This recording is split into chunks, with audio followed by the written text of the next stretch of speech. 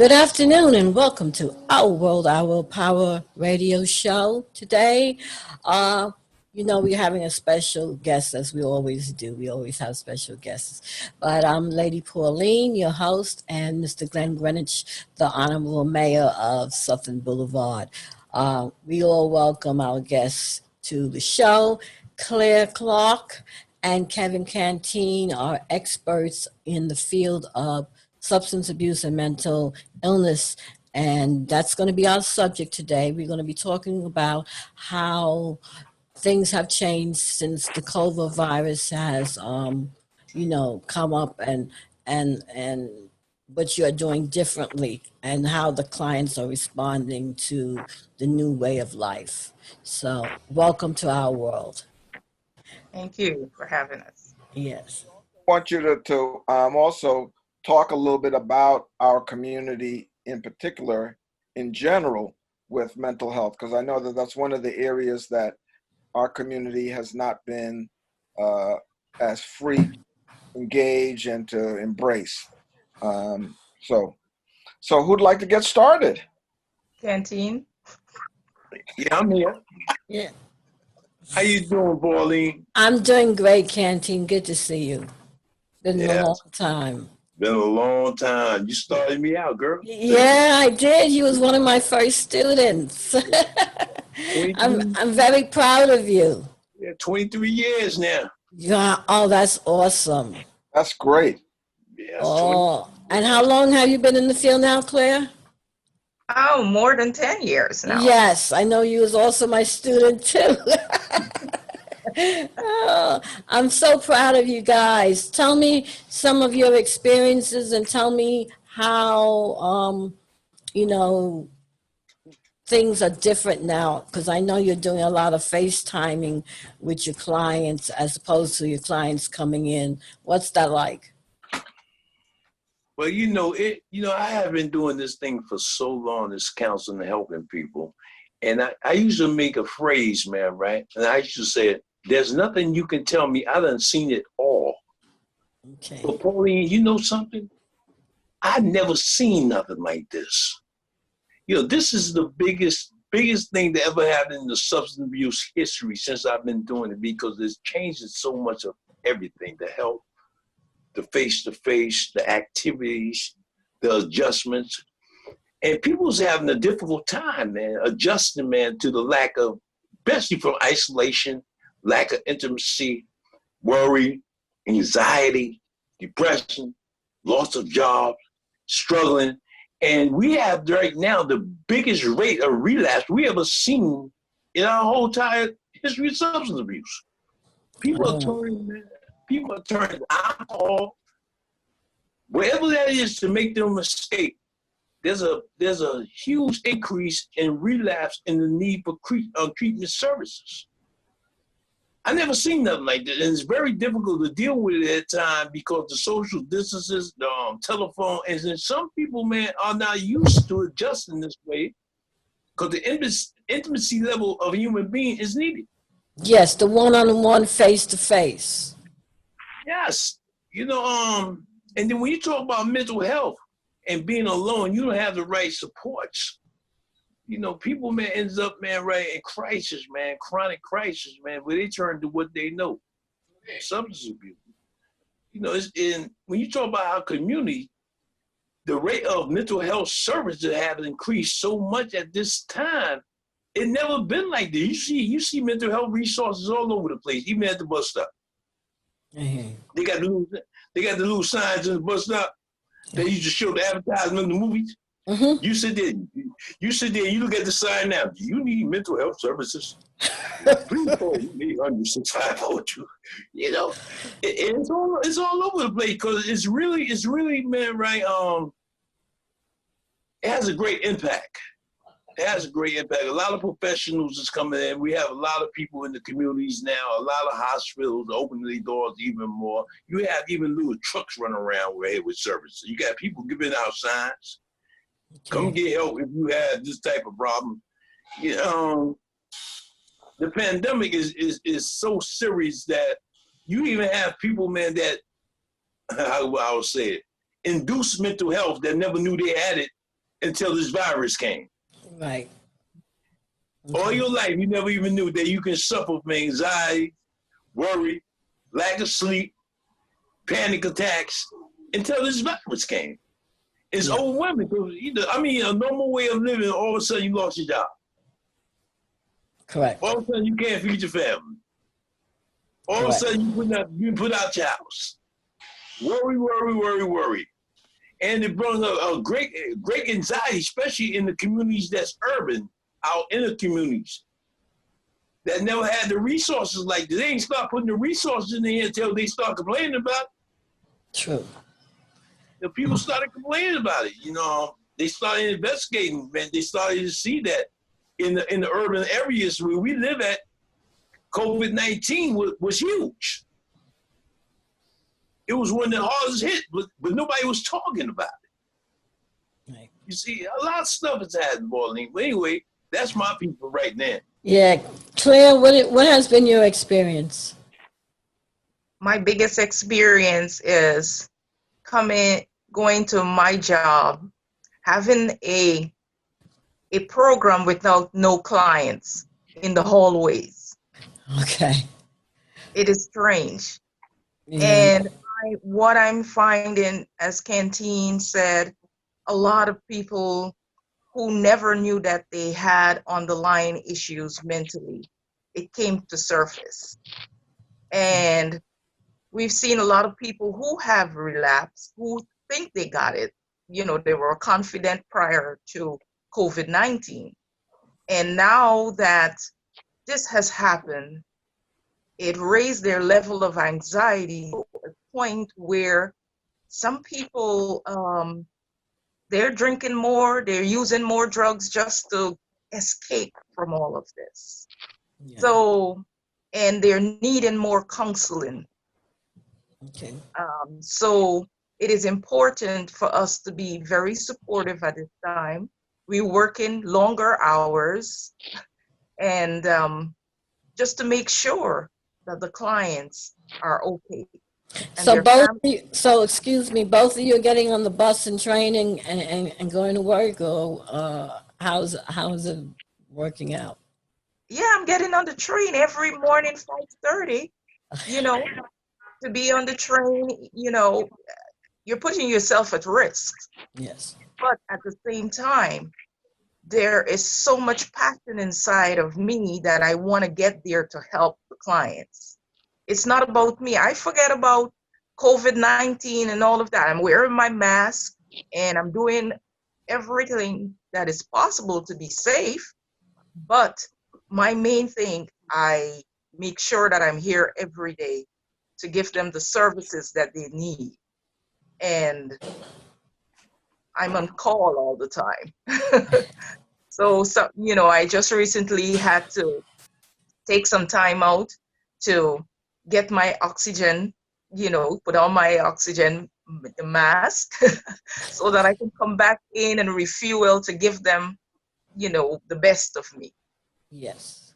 What would you both say that you've had to adjust? You know, what are the adjustments? I know obviously people are not coming in, but you now got this plethora of new clients that didn't even realize that they were clients.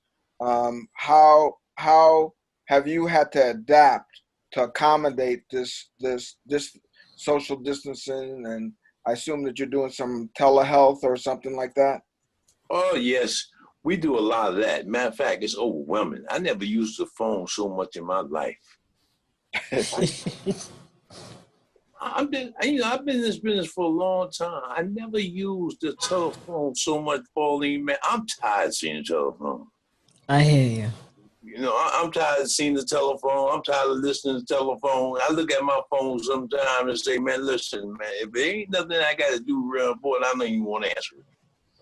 You know, yes. But, you know, he said something very interesting. You know, when they was talking about essential workers at first, and they always talked about the people, the nurses, the hospitals, the firemen, the police department, they talked about all of them. And I used to look at that and said, I was a little jealous at one time. I said, what about us? Yes. Nobody talks about us. We at risk too. We save lives. Yeah. Nobody never said nothing. I'm going to let you in on something. I work on Rikers Island, Pauline. Uh-huh. And I've seen something with this virus that very devastating. You have men that's incarcerated that are sick with the coronavirus and can't even go nowhere. You had the system, they had to let people go in order to protect other brothers that's incarcerated from each other. Right now, I work like 2 jobs. I work one job out here, and at parallel, I got to work also with the brothers on Rikers Island that's coming home into this virus. And when they hit the streets, the service is now limited because most of the businesses are closed. Okay. These brothers come out there with high hopes of trying to transition back into society. And when they come out here, they find out that the services that they look for have slowed down. They can't get into housing because of social distancing. They can't get jobs. They come home to families and they got to be supportive and they have no resources. I had a brother that got a job and was happy and they laid him off in 2 days. Wow. That's very traumatic. And he beat the payment looking for that job for 6 months. And they gave him an opportunity and laid him off in 2 days with no notice. Devastating. He went back to heroin use. Oh, no. You know, when you talk about service and helping people, when service shut down, there's a crisis, especially in our community, because it kills the hope and the faith. It brings out anger. There's people out here, believe it or not, Pauline, they angry right now. Yeah. I don't blame them. You know, and a lot of times when I talk with the men, I say you got to watch your anger, man, because you might release it indirectly on something else, and then you find yourself in another situation. There's a lot of resentment going on out here. You know, I'm powerless over that because I try my best, even with my resources. I know a whole bunch of resources, but when I call them, they slow down. There's no workers. Mhm. You know, what do you tell people that's looking for hope, that came home to an environment they try not to go back to the same behavior? They want to be productive. And you say to them, right now, we can't help you. You know, vested VR access, it's a vocational rehabilitation rehabilitation program. Right. One of the biggest services, man, in the state. They pay for mostly everything, man. Do you understand? I can't even send nobody there. Because there's nobody there. That's what I'm saying. You know, all these agencies are having a tremendous time on services. Not that they don't want to provide it, but just that people are scared.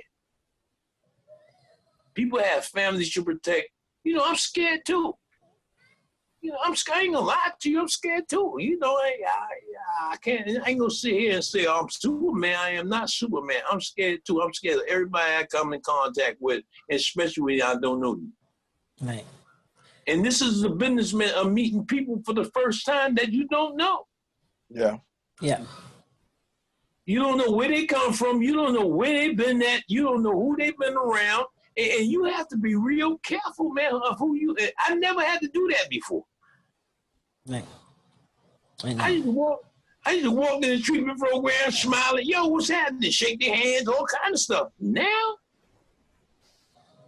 why you way over there? Well, you talk from way over there. Yeah.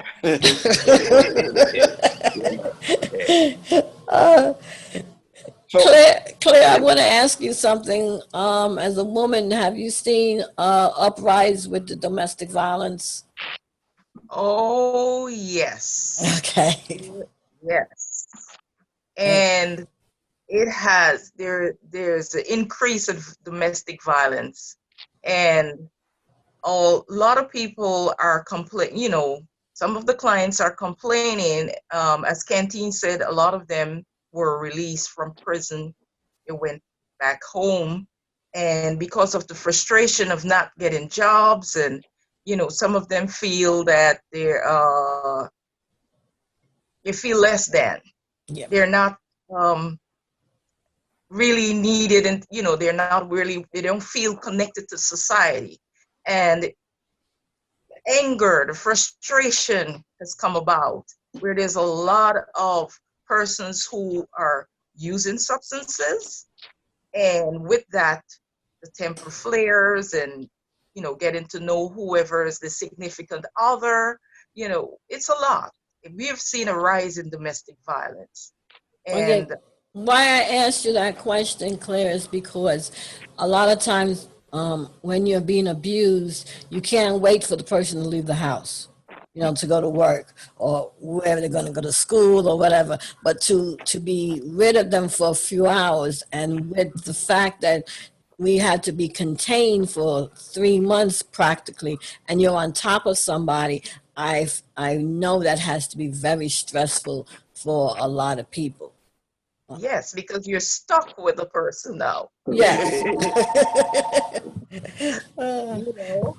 And so many people are living with people who they do not like, I hear but you. they have no choice as to stay in the house, because where are they going to go? They cannot go into the streets. COVID is there, so they prefer to stay within the house and endure whatever it is. So this is a strange situation right now that we're in, but we're trying our best to give each person the support that they need right now. So what happens So to a it is, person that calls you and says, I'm feeling a certain way and I want to do something about it? What, Well, you gotta understand, there's a whole bunch of resources out here, man, right, for that. Because a lot of the health professionals noticed that was on the rise. So there's a lot of hotline and services that's still going. They have immediate shelters just for that. If you want to get away, because the strangest thing about, when you live with somebody, because I even experienced that myself, the container, when you are contained, you start to notice little things that you never noticed before. I mean, like a piece of paper on the floor. Can you pick up the piece of paper? What piece of paper are you talking about? The piece of paper right there. What were you looking at the piece of paper for? It's been there for 100 years. You never said nothing about it. true. Little stuff, man, that you've been doing for a while. Then all of a sudden, hey, what now? Now you saying what now? What you looking at now? What's bothering you now? I know you was going to say that. Say what? How you know I was going to say that? Little things that you start noticing about people when you stay in this container for a long period of time, because your patterns and your routine has been broken. Yeah.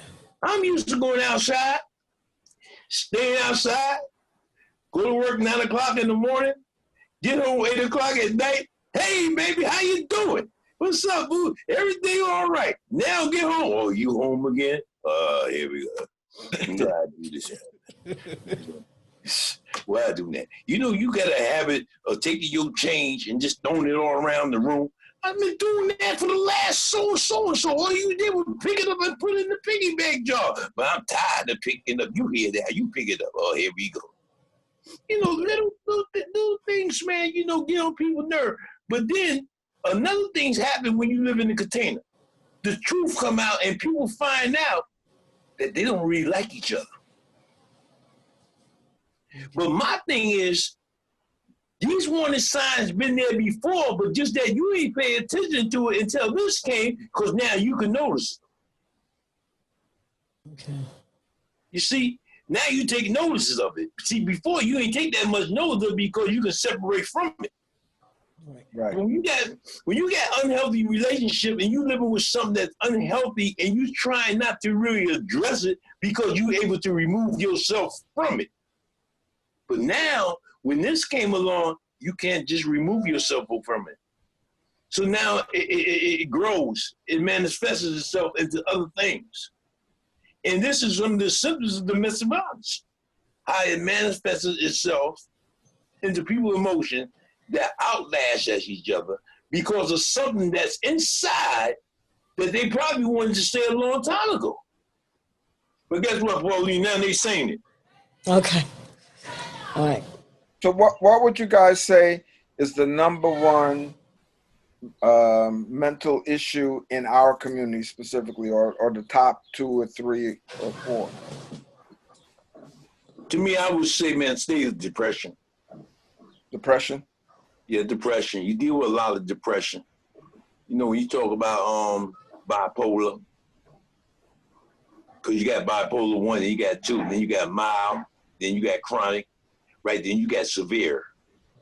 You know, a lot of mental health is just centered around depression. Then you got those, man, that have multiple issues of mental health, schizophrenia, anxiety, and all this, man, all in one person, and how they address this. Yeah. You know, the mental health field is something very, very different. Because I remember at one time, matter of fact, when I first started with Pauline, when I first started as a counselor, mental health wasn't addressed. No. It was just substance abuse. Yeah. Substance abuse. It was mental health was real small. Mental health, what's that? What are you talking about? Mental health, that's new. And then as the years started progression to moderate treatment, new science, new studies, it came out that mental health plays a big part in people's substance abuse. Do you know I had to go back to school for that? Yes. Yeah, Paul, yeah. I forgot to tell you, I had to go back to school and learn about mental health. You and it did. cost me a whole bunch of money. Yeah, because it really wasn't being addressed that much. It was like the secondary, part of an illness. Yeah. We talked a little bit about it, You but know, it wasn't the main thing. No. Absolutely, yeah. And all of a sudden, all the agencies came in. Oasis, Samshell, NADAP, this one, man, things you never heard of. And they told the substance abuse counselor, listen, what? You got to go back to school. For what? You got to learn about mental health. I've been doing fine. If you don't go, you won't have no job. Wow. Yeah. So it's changed dramatically. We did? I said it changed that dramatically. Yes, it did. And it's still changing. It's still changing. You know, one thing about this field, I always tell people, you can have a college degree and the best education. But if you're not a self-taught learner in this field, because the education is always changing. It's for always, and some of the stuff that we have learned, you don't learn it in school. You have to go back to training to get some of this stuff. And every time you go back to training, if you're not working with the agency you got to pay, you got to pay it out of pocket. Right. But it enhances your professionalism on how to deal with people, because some of the stuff you deal with, you don't know what it is. I would say this. I'm not an expert at mental health, but if I listen to the patient real good, I can pick up on things that's said, not said. And the only thing that I love about myself, I'm not the one that's going to go up in there. I got other people to help me. Okay. The referral industry is beautiful. Oh, that's good. You know, it's the most beautiful tool in the world. Because when we do collaboration with the client, we also do coordination with other people, other professionals. So we try to get as much people in there to help the client as possible. Yeah. This is what it's called, a holistic approach. A holistic approach. Yeah. One size don't fit all. Correct. You know, one size don't fit all. So there's a lot of referrals in this business. Hold that thought. I would like to talk about an event that's coming up on Friday, July 3rd, from 11 a.m. to 10. From 11 a.m. to 3 p.m. at Kings Manor Museum at 15003 Jamaica Avenue. It's held at the Manor Museum. It's going to be an outdoor event for vendors, just to come out and have some fun, interact with the community, interact with some of the politicians and stuff. So I just wanted you all to know, those of you that's not doing anything on July 3rd, please come out to the King's Manor Museum. It's sponsored by Queens Chronicle newspaper, and I hope to see you there. Yeah, and Okay, let's continue this conversation. let me take the moment and go ahead with the other sponsors as well, since we're taking that pause. Law firm of Stephen G. James and Associates at 8766 Sutphen Boulevard, 646-925-9000. He's an attorney at law and attorney at war. He hasn't lost a case in 30 years. The Chocolate Loft, 113-10 Sutphen Boulevard, 347-804-1030. Charles is the contact, and that location is available for rents. We have PMI and Partners, 917-204-1658. And last but not least, Henry's Carrot Cake. And if you like carrot cakes, you don't want to miss Henry's.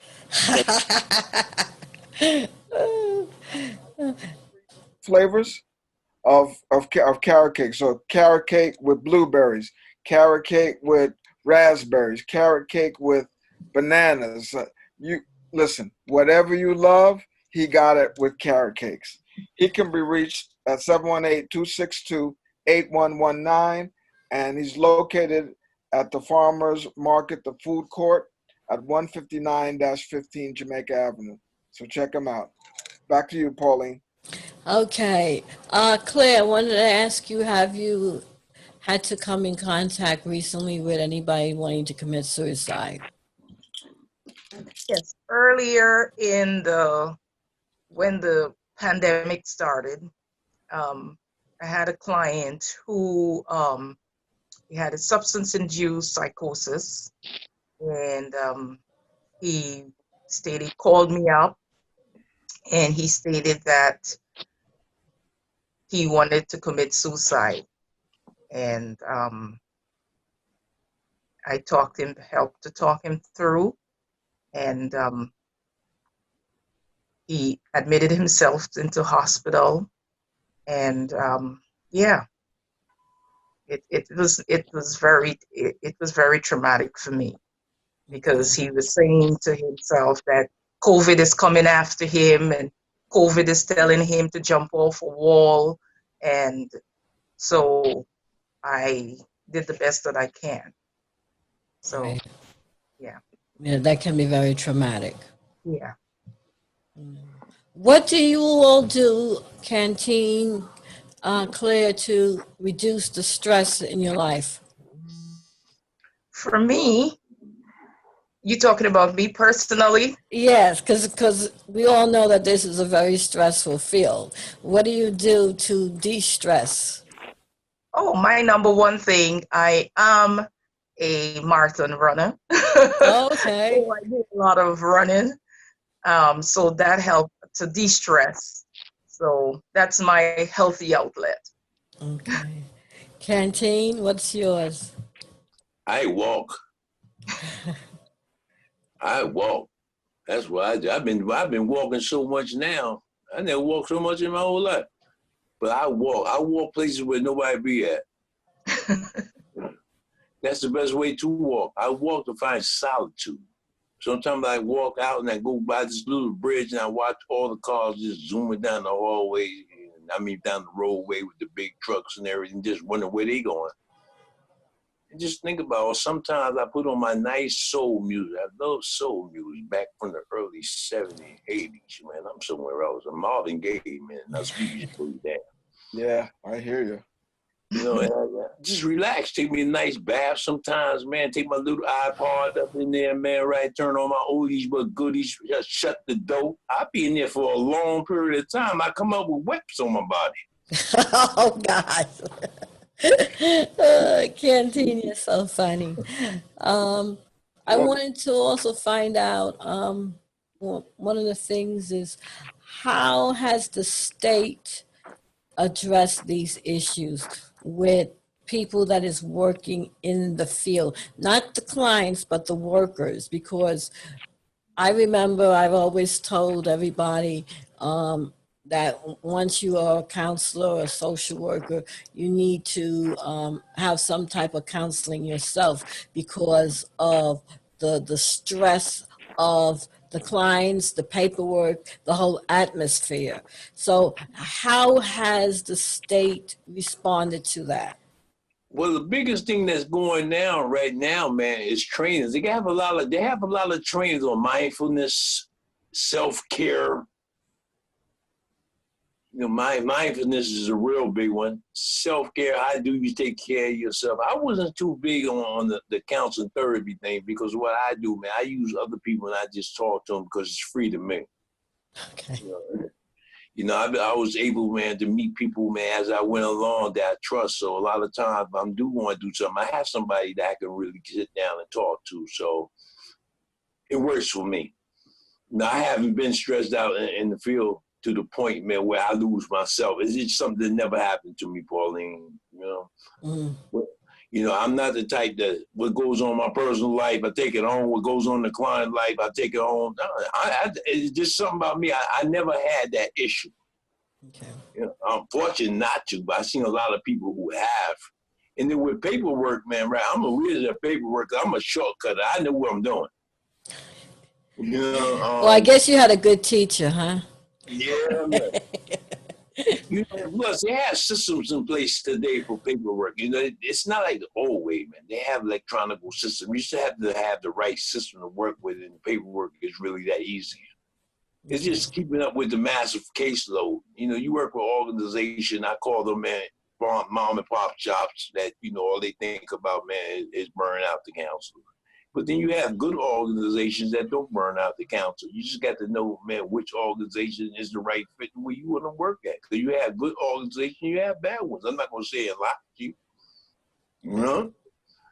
Yeah, I had worked with some organizations. I was like, you ain't got to worry about me, man. I'm gone. Hey, 2 weeks later. Yeah. You know, I'm a very ethical person when it comes to certain things.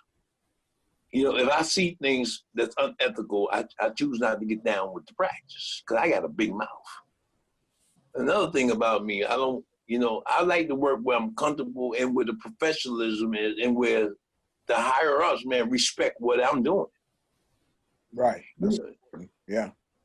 It's a big thing with ethical principles in the workplace, even from authority. Listen, respect what I do because my best interest, man, is for my clients I serve and your organization. This is the page that I'm on. I always been like that. Even when Pauline had school, I used to go every day. I never missed a day.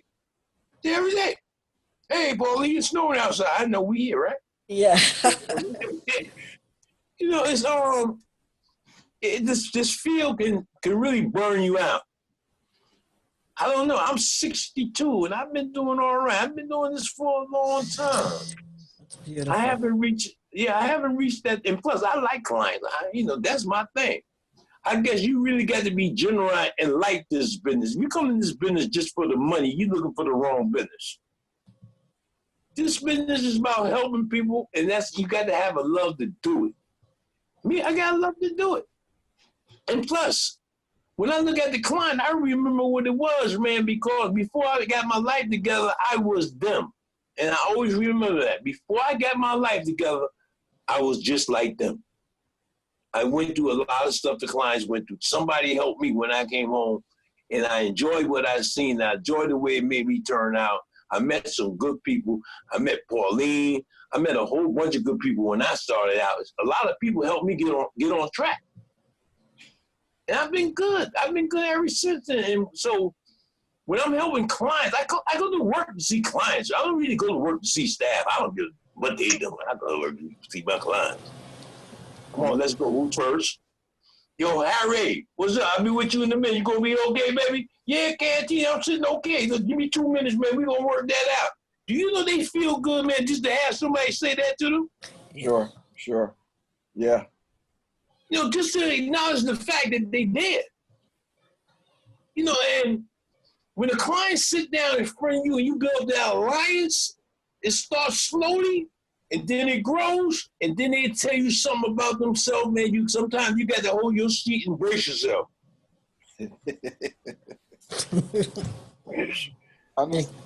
Huh? But they'll take, and then when you look at them and you try to put together the root of the problem, some of these people, man, come from devastations, man, abandonment, you know, family dysfunctional, you know, was born into things that wasn't even them. They just was born. You know, it's a lot of things, man. A lot of different behavior, psychological problems, man. You know, a lot of things stem, man, from growing up that you have to deal with, and you got to be patient with people. You know, I have clients that come in, they ain't mad at me, but let me tell you something, Pauline. Mm-hmm. I done got cursed out 1,000 times by my client. Yeah. I remember the day. Yeah, you MF, you bald-headed, look. You know, I sit there and say, oh boy. Here we go again. Here we go. And about 3 minutes later, they come back around and say, yo, Canteen, can I talk to you for a minute? Yeah, man. I know you wanted to curse me out, man. Why you say that, man? Because I didn't mean to curse you out like that. Nah, man, I don't want to curse you out, man. Sit down, let's talk about what's going on there. Let's get down to the nitty-gritty. Come to find out, it ain't me at all. Right. You know, but a lot of times I say you got to have the discipline to do this job, because if you don't, the client sometimes can make you say something you ain't got no business saying. True. Yeah, I hear you. Yeah, they'll take you someplace else. Yes. You know, counter-transformers, you know, counter-transformers, transformers, you know, there's a lot of stuff to do with this business. But one of the greatest joy of this, and you know what the big, Pauline, Yes, Canteen. I think one of the greatest thing is when you see a client years later and you haven't seen them in a long time and you bump into them. Yeah.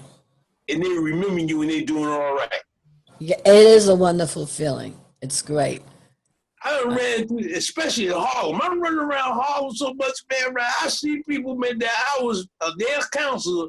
They driving buses. Mm-hmm. They doing this. And the first thing they said, hey, yo, I knew that was you. I could tell by the walk and the voice. I said, that's Canteen. I turned around, man. You was standing right there. They said, we will always remember you. It's an awesome feeling. It's a high. I remember the high that I used to get when I saw somebody got their life together and they were on a good path and they continued with that path, you know. Yes. It's a part of, I guess, why I used to call my company a second chance, because I always believed in everybody should have an opportunity to change their lives around if they want to. You know? Matter of fact, it wasn't a second chance. It was another chance in life. Yeah, that's true too. I had another chance too. Yes, I did. You're absolutely correct. Well, this question: What would you say that you would like to see being provided from the state or whoever does the funding that's not happening, that would help our community and also help the impact of COVID-19? Well, you got to understand something. One of the greatest things that we suffer from, right, is housing. Okay, right, yes. It's housing. You know, the shelters, man, are filthy. You know, the shelter system needs to be revamped. You know, I'm not an expert of it, but I did this to my clients. My clients live in shelters, man, that are horrific. And they be telling me, but you powerless over it because the housing system is not equipment to handle the magnitude of people that's homeless. I'm going to be real with you. Yeah. You know, I see things being built. Don't get me wrong. I see them going up. And Mayor de Blasio, man, to me, man, everybody talk about him, but to me, man, he's doing a good job. Because he promised, man, to build up, and he's building everywhere on every little corner. However, as soon as that building is built, it's full. You got people on waiting lists. You know, when you talk about affordable housing and you talk about poverty, you got to understand something, especially in our community. The average person in this community that I live in, you can't afford to pay $1,600 rent. True. You can't afford to pay $2,500 rent. No. You know, you can't, you know, you have to wait, man, on the state, man, to give you privileges like vouchers and stuff like that. And guess what? There's a lot of people out here, over women, that need housing, man, that don't even fit the criteria to get it. I went to get an apartment based on my salary, just for a 1-bedroom apartment where I want to live. They told me $2,100. I even looked at them and said, man, what, $2,100, man, what's this, man? What's this, Taj Mahal or something? Affordable housing is not affordable. Yes. As you just stated. And that's a real problem. Yes. Even, you know, you walk around Harlem, right? And you look at Harlem, right? I walk down Amsterdam, Broadway, uptown, downtown, the brownstones, tenement buildings. And I said, look at this here. I said, man, people living in this area is paying up to $1,800 for an apartment. And right down the block, you have the people, man, of low income, struggling. A lot of times when I talk to people, I go on 125th Street. I used to do an outreach program on 125th Street. I used to go out there and talk to the brothers, man, with about Metro North, man, you know, and just find out what was the root of the problem. And most of them, man, was out on the street, not because they wanted to be out on the street, it's because they can't get housing. Yeah. You know, housing is big. And I'm going to tell you something, man. We talk about COVID-19. COVID-19 don't got nothing to do with the housing issue. COVID-19 only did one thing. It diverted the money that we needed, man, into something else suddenly. Because we done spent millions in COVID-19. So when you talk about how they do money, and then you talk about a stimulus package of $1 trillion, this virus thing that interrupt a whole bunch of stuff when you really look at what's going on. That's right. It has. You know, because this money had to be diverted from something. Where, I don't know, but I know it's a lot of money, but that's money that could have went somewhere else. You know, I'm just trying, I'm not a politician, but I'm not stupid either. If you're going to kick out that much money, that money could have went to something else. But however, to stop the spread and save people's lives, because this thing here is like the swine flu. I don't know if y'all remember the swine flu, right? I remember the swine flu, yes. Woo-wee. You know, I tell people, like, you know, this is like the swine flu. The only thing about the swine flu, it took them 3 years to catch a man to make the flu vaccine. Yep. People were dying at alarming rates. Millions and millions of people died. The only different thing about this is they got a little bit more technology where they say we need to slow this down. We need to find some kind of intervention, and we need to do it quickly. Yeah. Because that's only because this is modern times. You know, just like hey, Pauline, I walk around and sometimes you ask a question about the trains and the bus. I try to avoid the train and the bus as much as possible. You should see me when I get on the train. I got a face mask. I got a mask. I got another mask. I got some gloves. I got hand sanitizer on the side of my pocket, hanging down. And people look at me, they need to call me the mask man with hand sanitizer.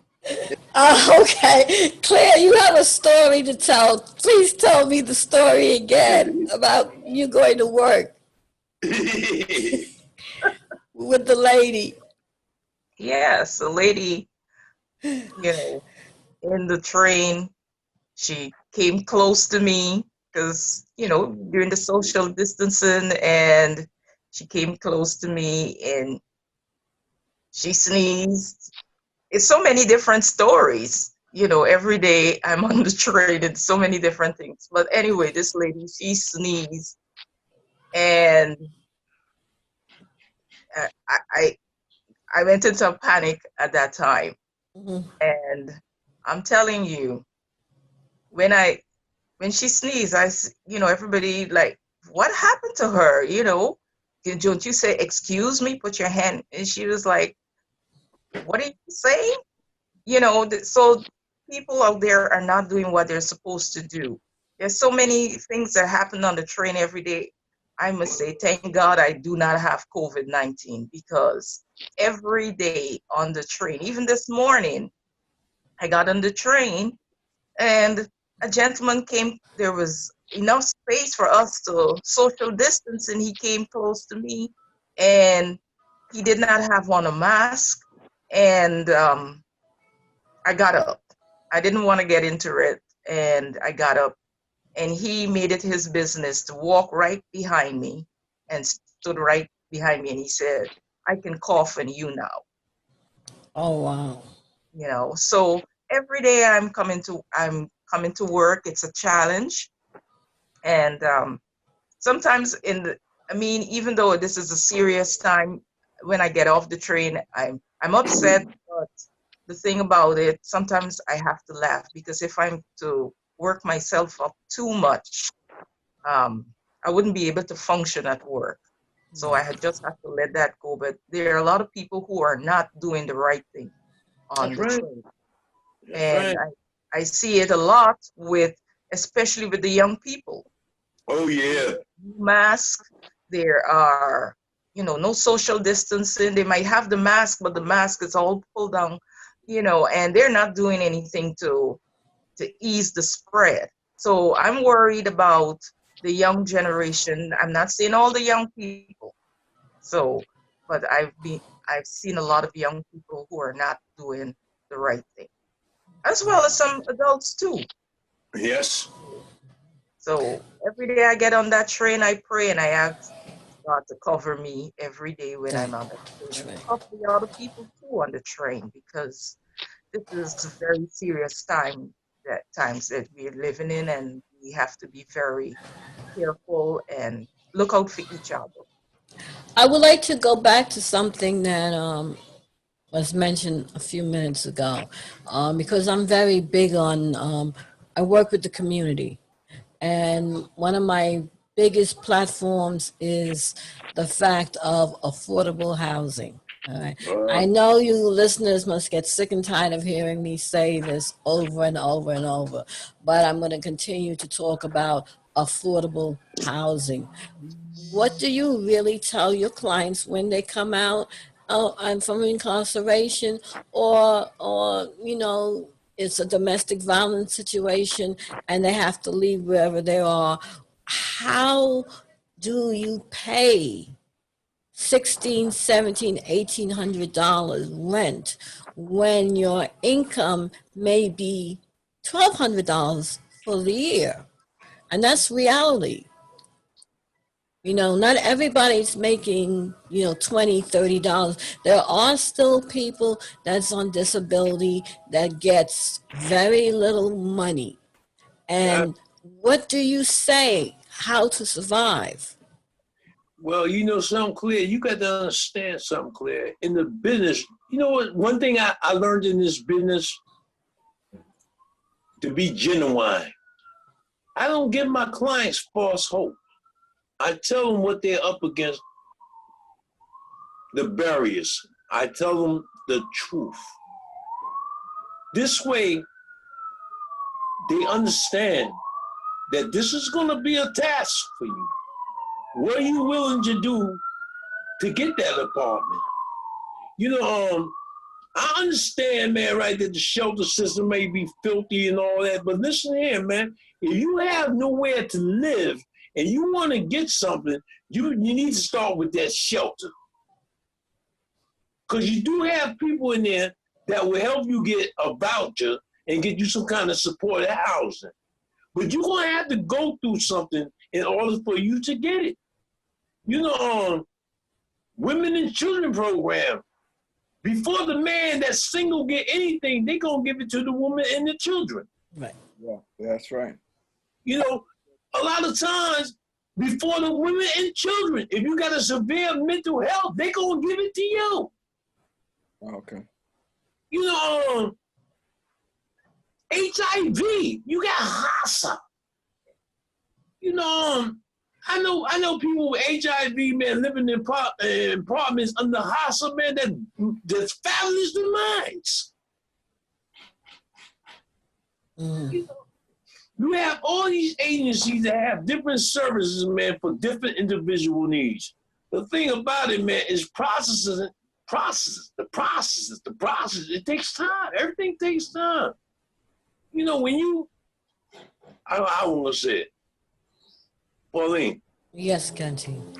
When you mess your life up, man, you got to understand when you get ready to come back, man, there's accountability, man. You did it now. Are you ready, man, to go do the work to get your shit back together? This is where I'm at with stuff. Yeah, I hear you. You know, there's no easy garden, man, once you out there destroying, doing destructive stuff, man, for 20 years and all that, and think because you got yourself together, man, 1 year, that you're going to come back in the world and it's going to be a rose garden. You took 20 years of messing up your life. Your homeboy, sit back, buckle up. It's going to take you some time, man, to get to where you want to go. That's true. You know, and this is the reality of it. You know, some people are more fortunate. You come home, you got supportive family. You got people that's willing to help you. Okay, that's a plus. But then you got those, man, that destroyed their family and destroyed all type of contacts they had. Guess what? No, I can talk to you all I want. You know, this field is strange. You can talk to people all you want to talk to them. But if they're not willing to do the work, there's nothing going to happen, Pauline. Yeah. You're going to have to sacrifice. You know, I remember when I came home from the penitentiary, I did 10 years in the penitentiary. And I vowed when I came home, I'm not going back upstate for nobody. I'm not going to do that, man. I did not like it. And when I first came home, Pauline, there wasn't really nowhere to go. That parole officer told me, you're going to a drug program. And I never forget that day I told that parole officer, I don't got to go to the drug program, man. I haven't been around drugs in 10 years. And he said, if you don't go to the drug program, you're going back upstate. I said, you're not going to do that. And he stuck me in that program, Project Return. Yeah. And I was in that program for 2 years. When I woke up and found out, man, that they had a resource in that program that can get me, man, by and make my life better, I took advantage of it. That's how I met you. Right.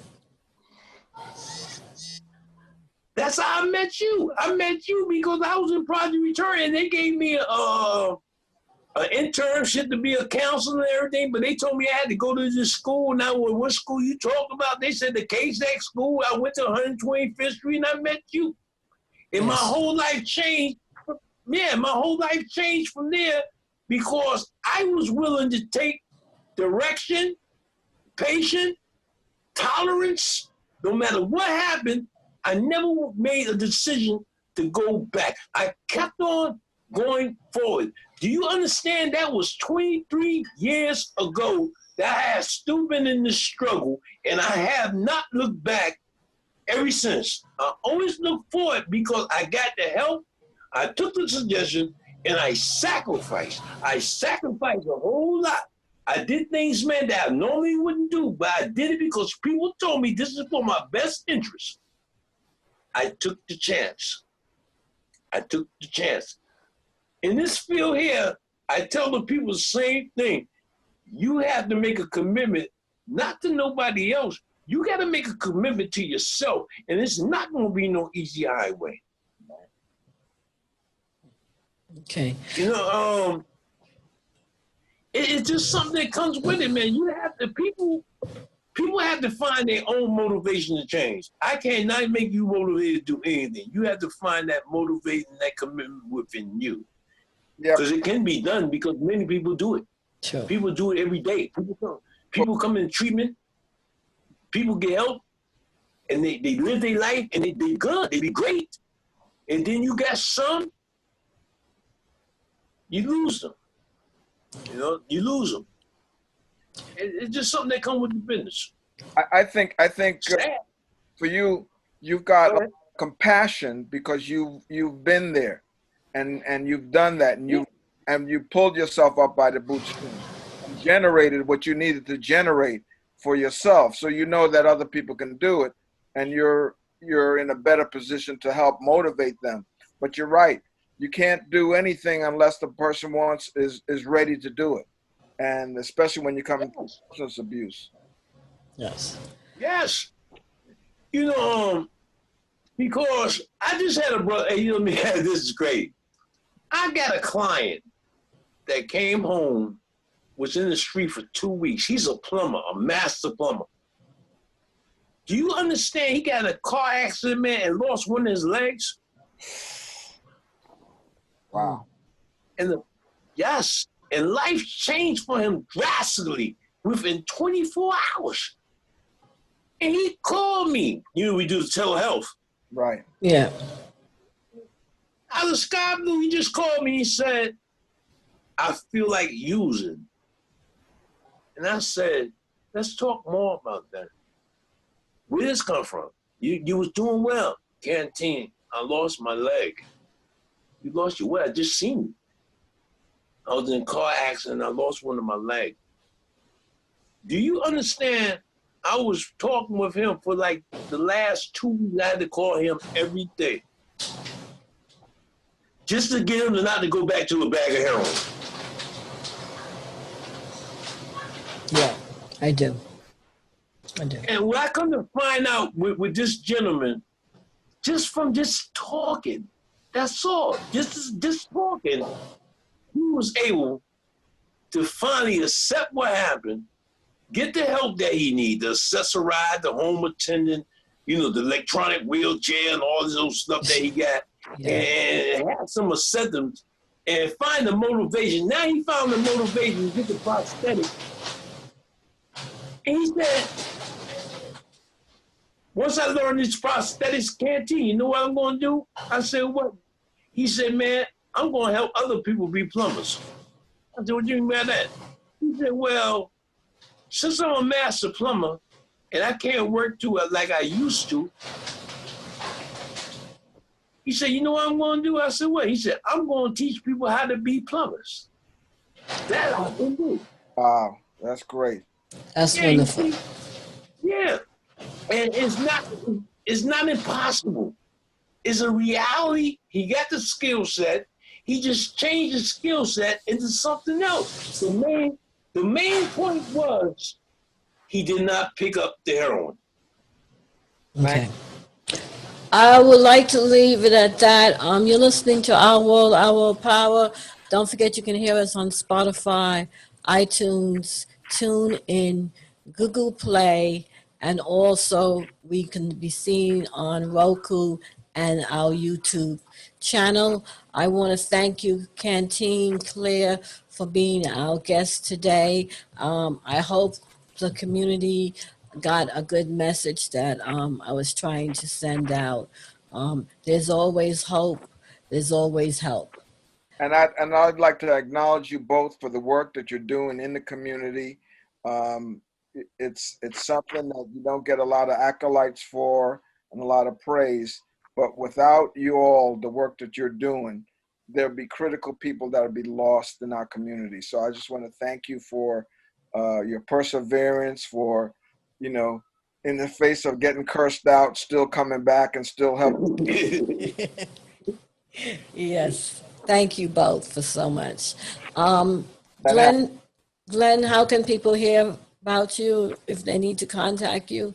Yeah, they can get a hold of me at 718-291-2110, Sutphin Boulevard, Business Improvement District. Okay. Thank you all for being on the show, Canteen. Claire, I'll catch you, my wonderful audience, next week. Thanks. Okay.